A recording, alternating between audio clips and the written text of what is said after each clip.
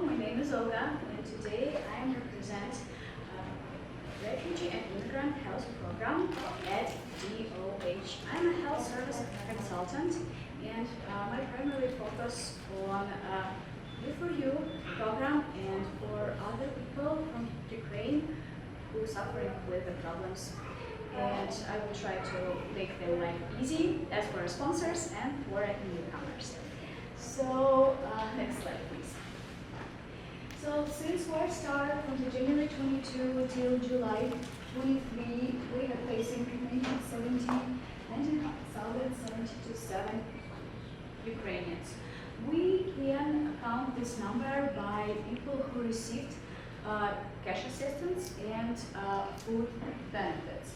It is not include people who do not go to the DSHS. So probably numbers can be higher. Next slide, please. So, can we go back? I'm sorry. I just want to acknowledge that the majority of newcomers in Pierce, Snohomish County. That's why we are doing this sponsor hub, because a lot of people here, and our work is primarily focusing on this region. Also, we can find a lot of people in Spokane and in Clark County. Slide.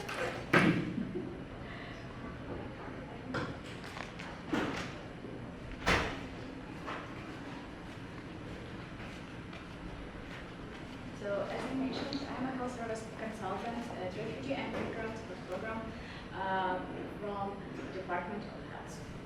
So, if you need more information, we support all of the refugees and immigrants from all over the world.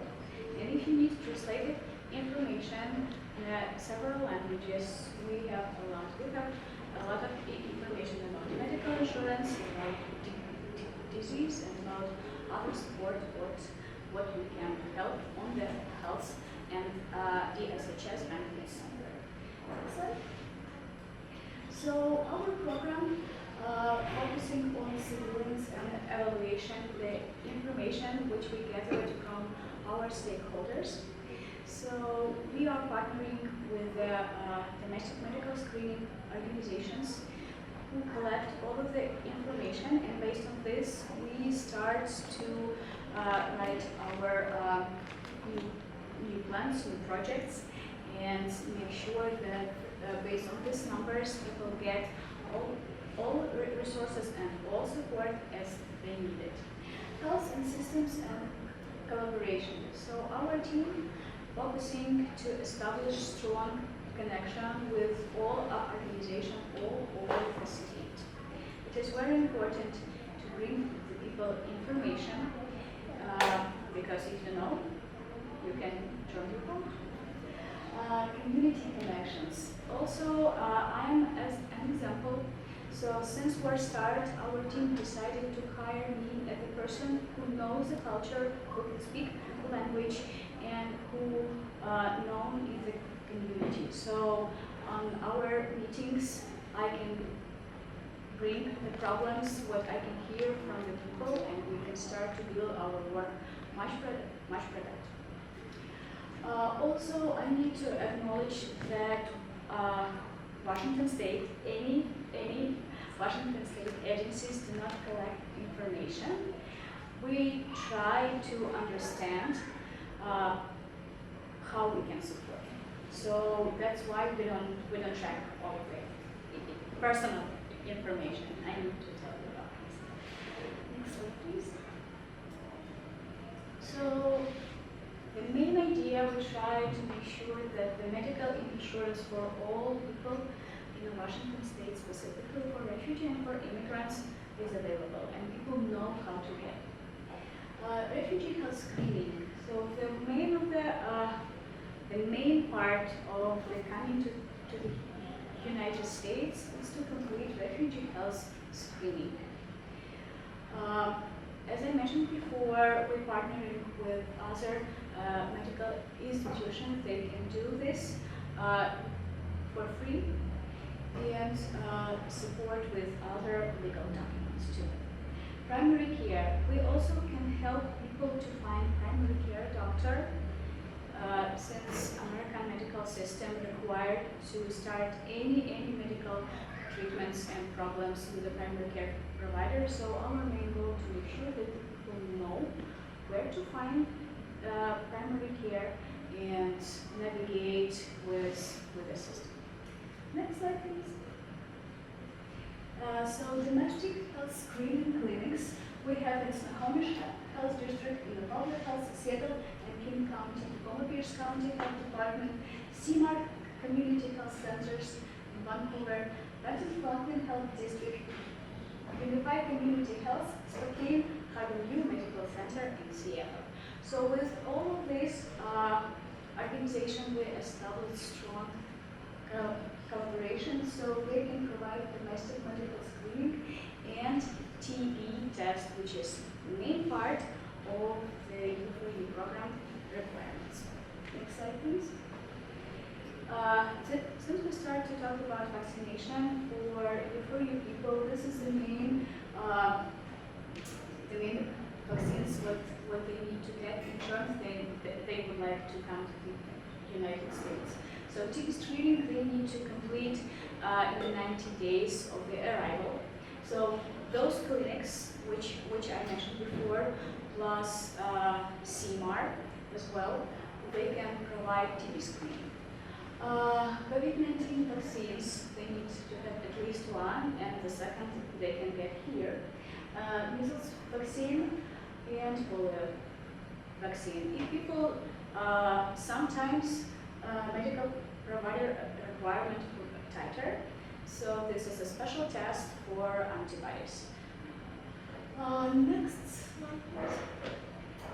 So yes, TB is right now it's a big problem in Ukraine because we are breeding this disease, and this is materials in Ukrainian language that can people help to understand why it's super important to do TB skin or blood test. Next slide. So in terms of immunization and translation of the medical documentations, you can reach Nashi Immigrants Health Board. They have a special tool where people can upload either photocopy or scan copy to this website, luxforschool.org. And I would like to acknowledge that Dmitry was one of the person who started to do this project. Thank you, Dmitry.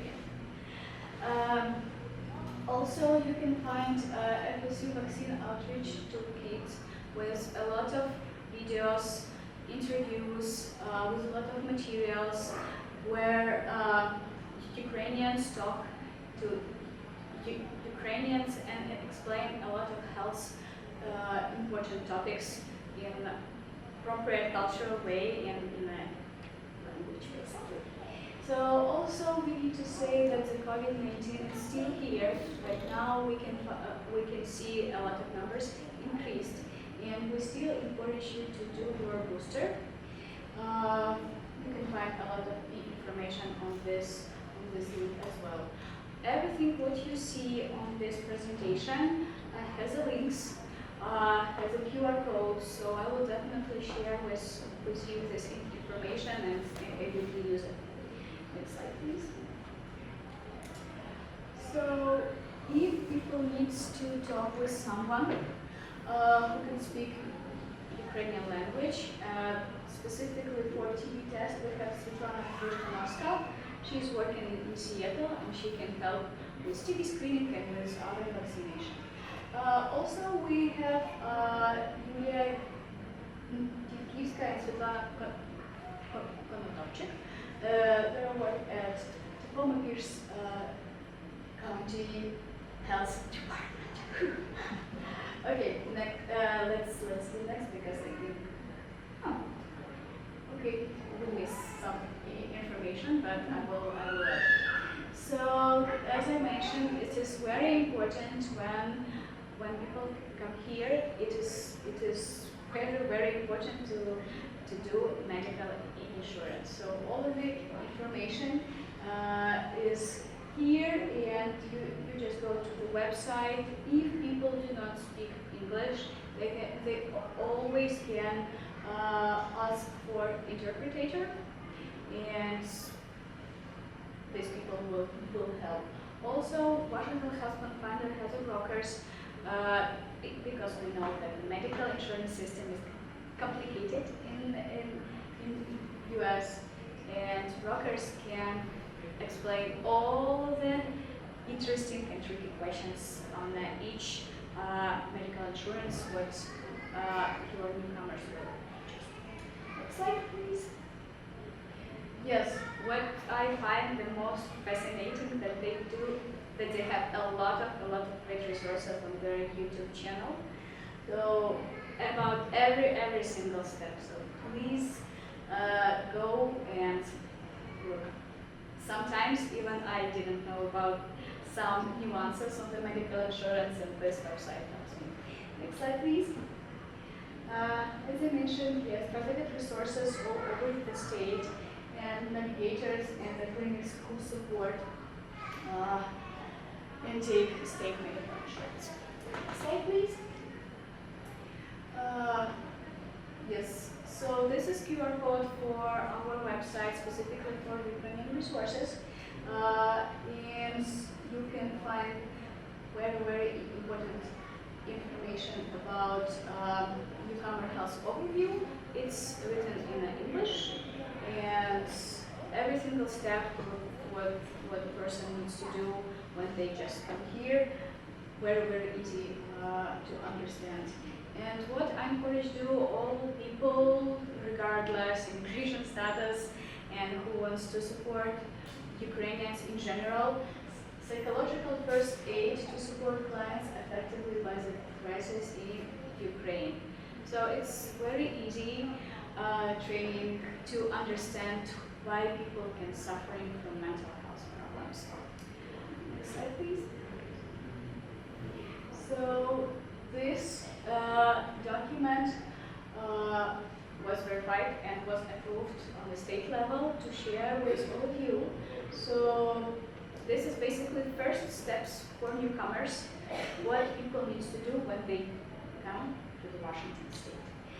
So first of all, I encourage to visit DSHS Community Service Office, specifically ARIA, Office of Immigrants and Assistance, where they have a lot of information about programs that can support refugees and immigrants. Medical insurance and the Washington Health Finder. If people have a problem with the Social Security, you can go here and find your office. Identification card, DOL offices strongly encourage people, even they do not have a driver license or do not planning to drive here. If they want to open the bank card, if they want to rent a house, they need some state documents. So, and Washington ID is a great way to do this. Also, if the family coming here, or if the person come here with a low income, they can go first to the DSHS office and ask for a waiver. With this waiver, ID card will cost only $5. So work authorization, you need to ask directly officers from USCIS. And definitely, it is very important to connect people with community. So as we mentioned before, Ukrainian Community Center, Ukrainian Association of Washington State, Nashi, and several other organizations support people with the cultural events, with the mental support events. We have school, we have dance classes, we have music classes, we have craft classes. Please reach out to these organizations, and we make sure that the people who come here will feel themselves as a family. Next slide, please. So it's just a general resource to understand to understand what's happening right now in Ukraine. I strongly encourage to see this reduced cost service guide. It was created by the SHS office, and there are a lot of programs in the libraries, in the zoo, in some pools. There people with a low income can come and get their discount. Also, Russian and Ukrainian speaking providers. I know that a lot of Ukrainians coming here with a low level of English, and they need, and it's sometimes very complicated and create a lot of barriers when they start to communicate with the medical providers with interpreter. So if you click on this website, you will find a huge list in Washington state with Russian and Ukrainian speaking providers. So you can refer people there.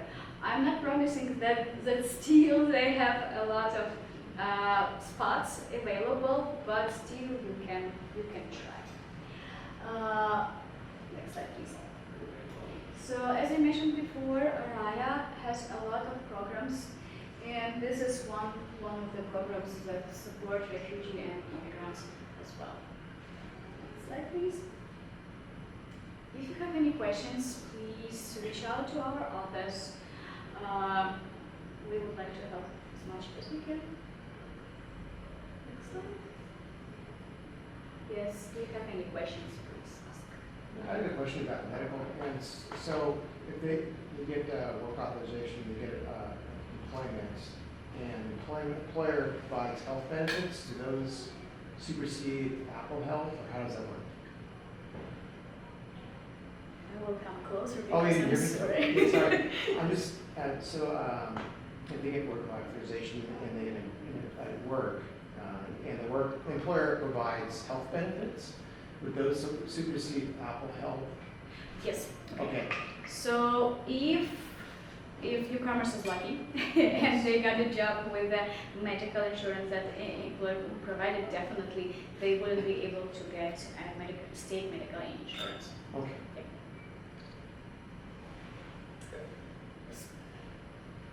I have a question about work authorization. Can you tell how long does it take when Ukrainians arrive to obtain work authorization? Can they start working immediately, or how long? Great question. Thank you for asking.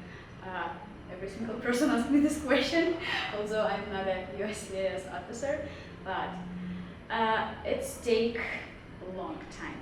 No one can tell you how much it will take, approximately from 2 to 3 months. But yes, it depends on the general situation in the country. But doesn't they get this exception, not exception, the rule that they can start work immediately based on their stamp? Definitely. So based on the law, which was established I think a year ago, Ukrainians can start to work, although they can apply for the speed, I would say, for a speed up the process for work authorization if they have a letter from the employer. So if employer provides a letter that we hire this person, please, we need to have this paperwork as fast as we can. So in this case, they might speed up the process, but I'm not guaranteed. I'm not an officer. Other questions? So are there employers in Washington that are actually reaching out or offering jobs to people in Ukraine then? Is that what's going on, or does that make sense? I'm just wondering if there's employers in Washington that are offering employment to Ukrainians. Who are still living in Ukraine? Yes, or still okay. living in Ukraine. So I don't know about this. Okay. But I know, so the friend of mine, she is working to establish small companies in Ukraine even now to make sure that the people have a job. But yes, in general. So I asked because the company I work for actually does employ Ukrainians. Wow, it's such a great support. Yeah, yeah. So they're based in Estonia, in Tallinn. So, but they do have an office in Kyiv. So I don't know what their. I'll have to ask and see what their process is for employing people. I don't know.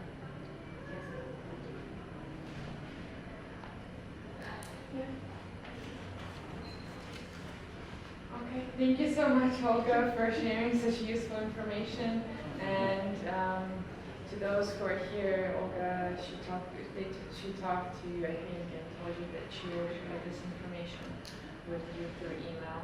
A lot of helpful resources as you start your journey.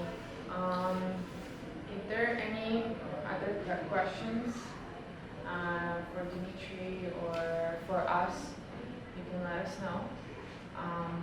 Otherwise, we will wrap it up for today, and we can stay for some discussion afterwards. And for those who will be watching online, please reach out to us through email and look for our organizations online and on social media, and we'll keep you updated for any future events, or and we'll try to help you with the questions that you have. Yeah, thank you. Thanks. Thank you all for coming. I actually have a bunch of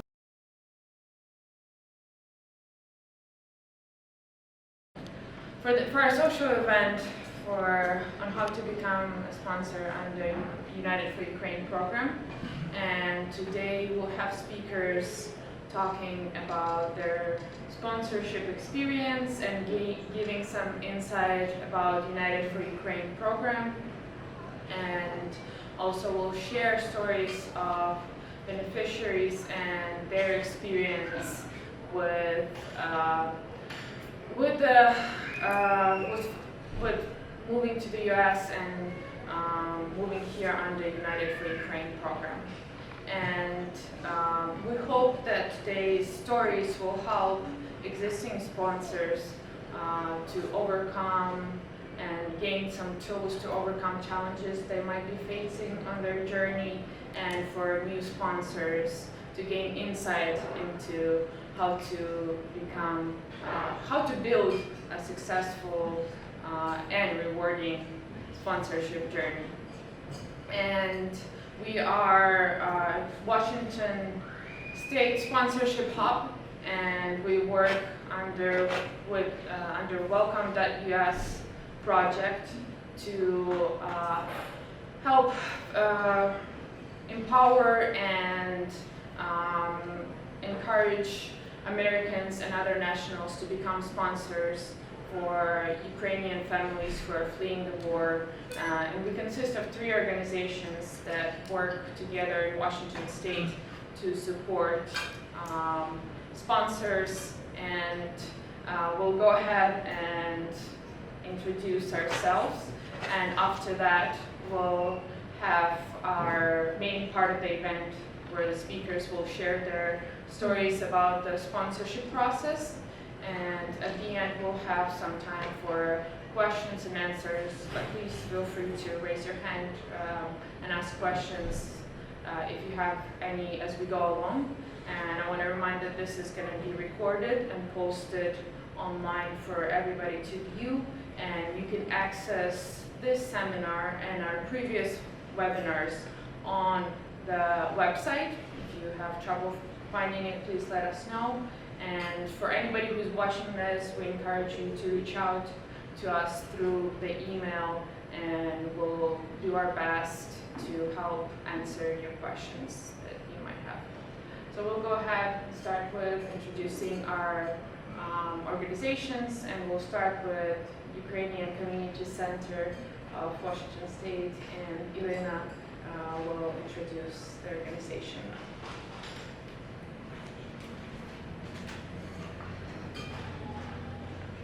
Hello everybody, we are happy to be part of this opportunity. We have been established in 1998, and I'm a program manager for the Ukrainian community since 2005. Prior to the war in Ukraine, we have provided like a wide range of services, focusing heavily on social services. Because of the war, our primary services currently are immigration-related services and mental health-related services, which include individual counseling and support groups. We are Board of Immigration Appeals certified and state certified to provide mental health services and support. So feel free to contact us. Our website is uccwa.org, or you can call our number 425-430-8229. Thank you.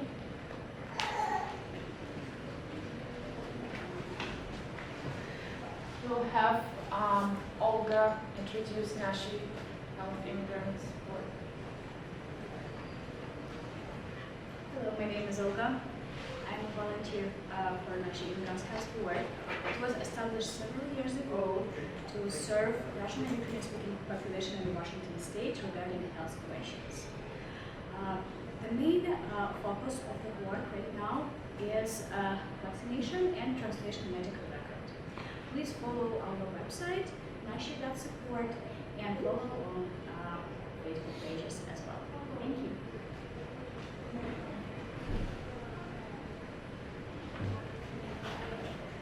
And we'll have, I'm also part of Ukrainian Association Washington State, and this is introducing. Hi everyone, I'm here representing Ukrainian Association of Washington State. It's a pretty old organization and mainly focusing on preserving and spreading Ukrainian heritage and culture among, in the Washington State to promote connection between American and Ukrainian communities. And before full-scale invasion, we mostly were focusing on the cultural events, big gatherings, big celebrations for Ukrainian holidays. But after full-scale invasion and February 22, we moved our focus to humanitarian help, as well as helping community with projects like refugee support and Washington Have. You can find us on uaws.org and all over our social media. I hope to hear from you soon. Thank you.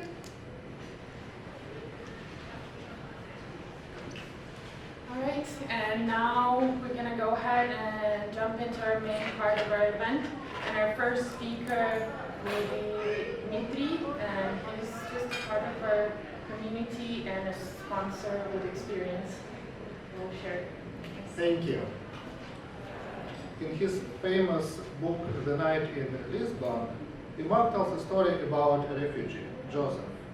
And Joseph is in Lisbon, desperately trying to get on the last ship to the United States, fearing for his life as Nazis approaching and can invade any day. And in a bar, he meets an American who's just there on vacation, and they have a small talk. And the American gentleman asks, if you're so desperate for your life, why don't you just apply for a visa? Oh, you need a sponsorship letter from a US person. Oh, that's not a problem. I'll just issue it the first day in the morning when I'm not such drunk. And despite the whole setup of that wild conversation, the American gentleman fulfilled his promise and issued that paperwork. Joseph didn't make it to the ship, but that paperwork changed lives of 3 people in that book. And when I read that book last year, I was deeply shocked how it resembles current events and how it resembles the United for Ukraine program.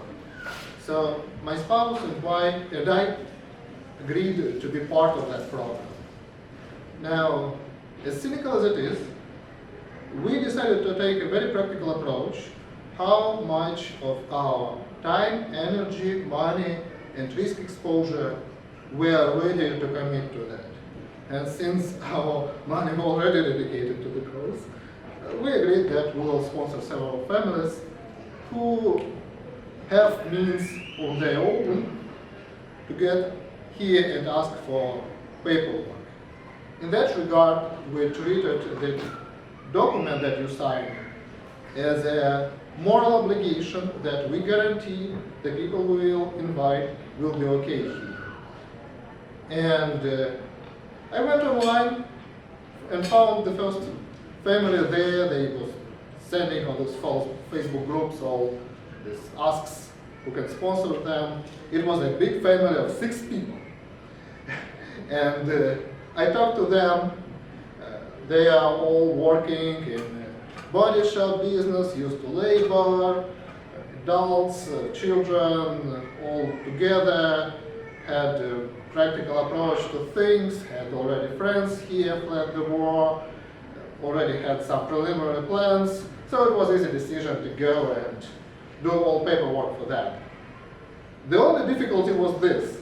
They had a tradition in their family that they named a boy after his father. Not only the last name, but also the first name. So it was just, took extra attention to do all the paperwork. Thankfully, in their 3rd generation, they had a girl. So they arrived here, and here they worked on different jobs, different adults, housekeeping, and body shop again, and handyman, and truck driver, and I stay in touch with them. They actually live in Florida, and they are doing okay ever since.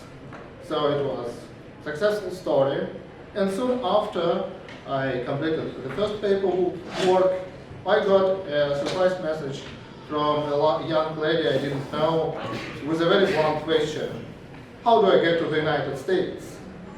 And we talked a little bit, and she was fleeing the war, finding herself in Germany and refugee camp, alone, with a strong idea that she needs to get to the United States with Texas. And we talked through it, that it's not like a dream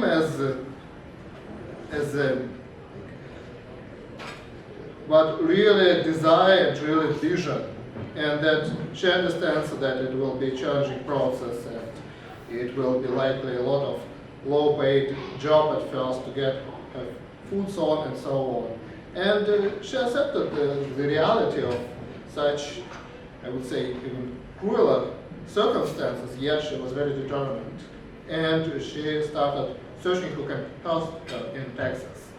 And in a week or so, she found a family of refugees from Belarus who lived in 1-bedroom apartment, yet they agreed to host her for as long as it needed. And I admire that family for their contribution, that they were dedicated to go to that extent and invite a person they didn't know before to live with them really in a small apartment for a long time. So with all that arrangement, that lady would have where to stay, and me willing to do paperwork.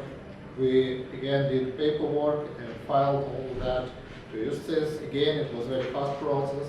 That days it took maybe even overnight to approve every request, so that woman is now in the United States, in Texas, and she says that even though it was indeed a very hard period of her life, and she works 3 jobs now, she manages to get on her feet. She bought a car, she rents out, she moved out of that people, and that's the only life that she can see for her.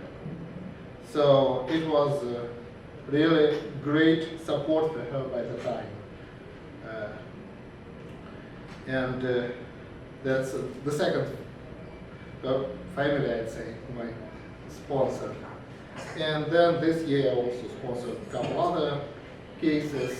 Several cases are still pending, as this year cases take longer. I consider myself as a successful person. And even though I earned it through the hard work and dedication, it also came through the fact that I had all means and opportunities, and that's the luck I have. And the very basic luck that takes as granted that I always had a free sky above my head, clear sky. And with all the luck I have, I feel and understand the need to give back to community, to the universe, to the God, you name it. And when I reflect to what I did over the last year, I believe that probably the most important thing I did, I actually did all that paperwork. So that's my story. Thank you.